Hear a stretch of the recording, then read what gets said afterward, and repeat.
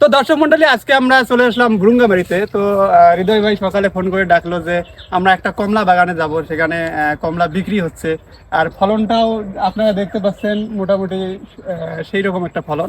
তো আসলে হৃদয় ভাই, এটা জায়গাটা কার আর কে করতেছে পরিচালনা? ধন্যবাদ আপনাকে আমিন ভাই।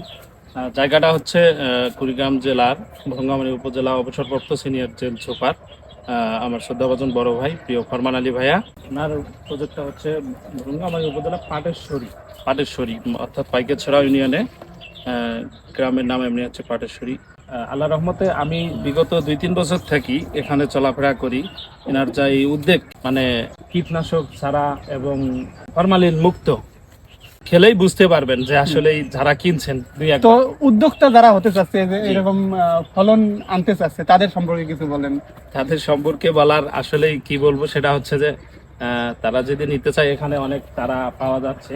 4-5 জাত এখানে অবশ্যই সবাই এখানে চারাগুলোর মানে ক্রয় করতে পারবেন, পাইকারি দামে বিক্রি করা। যারা নতুন উদ্যোক্তা হতে চাচ্ছেন তারা এখান থেকে চারা নিয়ে গিয়ে প্রথমে কাজ শুরু করতে পারেন, কিন্তু একটু ধৈর্য থাকা লাগবে। এটা কিন্তু মনে করেন গাড়লেই যে ফলন পাবেন সেটা না, সফলতার জন্য একটু কষ্ট করা লাগবে। তো যিনি এই প্রজেক্টটা নিয়ন্ত্রণ করতেছে, তিনি শুরু করছে 2020 সালের ওই দিক। তো 20 সালের পর 22 সালের শেষের দিকে ফলন পাওয়া শুরু হয়েছে। 1 থেকে 1.5 বছর সময় লাগে এই ফলন পাইতে।